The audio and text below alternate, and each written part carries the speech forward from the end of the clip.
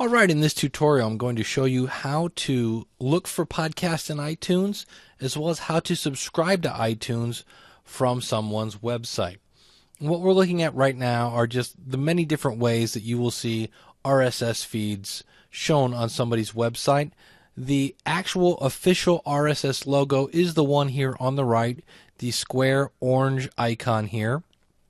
Many people that list their podcast in iTunes will have a button similar to the one here. It'll say something like subscribe or something with iTunes, or this kind of purple logo is a symbol for iTunes. Now, let's translate that when you see it on someone's website.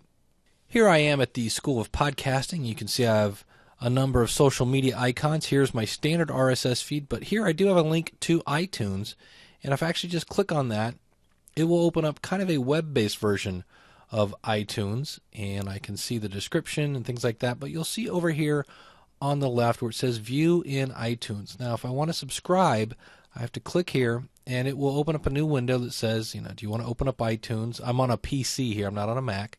If I say OK, it basically goes right to that listing of this podcast in iTunes, and all I have to do is click on subscribe, and you'll see up here where it starts to download the latest episode.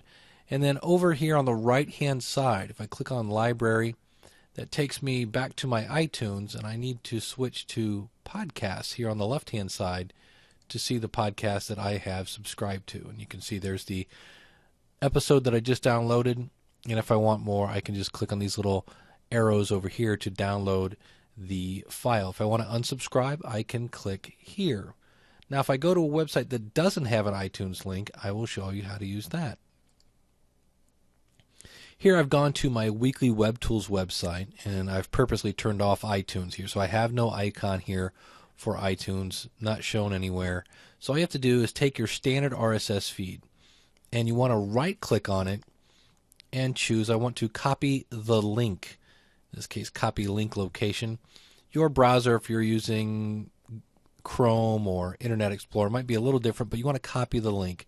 So when I click on that, it looks like nothing happened, but I copy that location. And I can go back into iTunes here, and I'm in my library under podcasts. And if I go to File, you'll see there's an option to subscribe to podcast. If I click on that, all I have to do then is right-click and choose Paste, and it pastes in the link that I got from that website.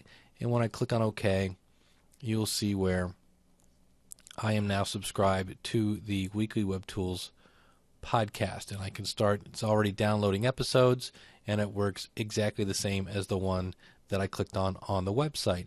And now, again, every time I fire up iTunes, it will see if there is a new episode. Now, if you want to just find podcasts, if you click on the iTunes Store, I could go up here, and let's say I was looking for something about a youth ministry. I just pick that out of thin air, and you will see here that there are apps, and then down here there is a Simply Youth Ministry show. And again, if I wanted to subscribe to that, I can just click here and click on subscribe.